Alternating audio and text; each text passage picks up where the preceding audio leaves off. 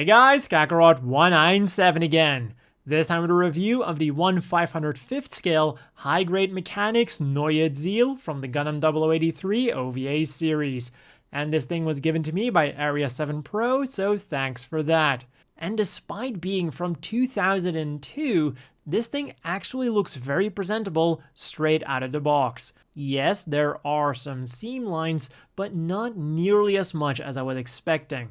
And the same goes for the color accuracy. We get no stickers, and the only things that we have to paint is some red on the insides of the thrusters, yellow or gold for the Xeon symbol on the stand, the same green as almost all of this kit for this antenna that for some reason was molded in white, and if you have a very steady hand, you can also try painting a mono eye on the face of this thing.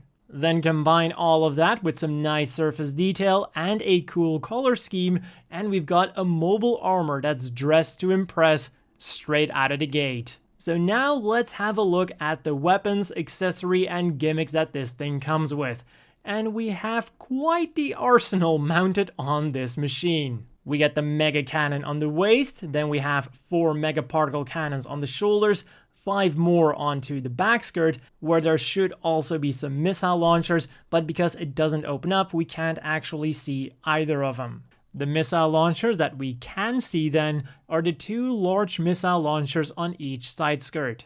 And then according to the manual, somewhere on this thing are an additional 6 mega particle cannons. Although I do believe that this refers to the 2 on the claw arms and the 4 on the sub arms. And talking about the sub arms, we do get all 4 of them, and even though it looks like they would be articulated, they actually don't really move at all. Like, this thing can turn around, and once you peg them into the Neue Ziel, they will rotate on that peg, but that's all they're going to do. And like I just said, these things work as mega particle cannons, but they can also double as beam sabers. Unfortunately, for all 4 arms, we get only a single solid white beam saber blade. They ask you how you are, and you just have to say that you're fine when you're not really fine, but you just can't get into it because they would never understand. This thing was released in 2002, alright. Fortunately, it is compatible with standard high-grade beam sabers, so you can still save this. Then to put the wire in wire claw, we also get a wire for them, and even though we only get 1 wire, I highly recommend you to cut it in 2, because even in half, they have a hell of a time keeping up those claws. And since we also don't get any kind of action base to help keep them up, you're gonna have to use some tactical posing to keep them up.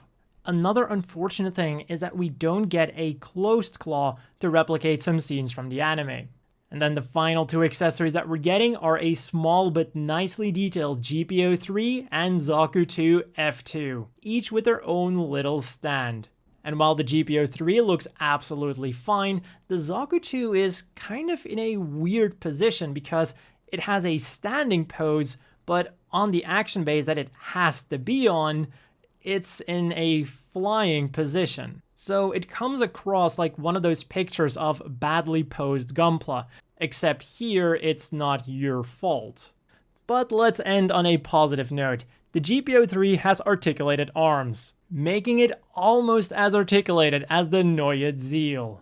The head is on a ball joint, but you're not going to get a whole lot out of it. Then the shoulder armor is on a hinge and will go up and down a little bit. The shoulders are on a ball joint, will go up about that far, will rotate around, turn around, wiggle around, and do everything a ball joint does. And then the elbow, which you might assume has 2 joints, only rotates around, just as the claw also rotates around. Then the side skirts will hinge outwards and inwards again, and then finally the very Cubile-esque back skirt will go up and down a little bit. So in terms of articulation, the best I can really say is, it moves a bit. So as always, the inevitable question is, do you want to buy this? And for 1,200 yen, sure. It's nothing mind-blowing, but it mostly does what you'd expect. It's a good-looking, slightly articulated version of the Neue Ziel that unfortunately could have done with some more accessories. For fans of the Neue Ziel, I can totally recommend this, and for fans of mobile armors or people who are looking for something a bit different to build, this might also be worth checking out. For everyone else, the one big reason I would recommend to buy this is that if enough people buy it, maybe Bandai would finally continue this line with other mobile armors like the Big Row or the Shamblo. Anyways, putting my hopes to the side, on to size comparisons.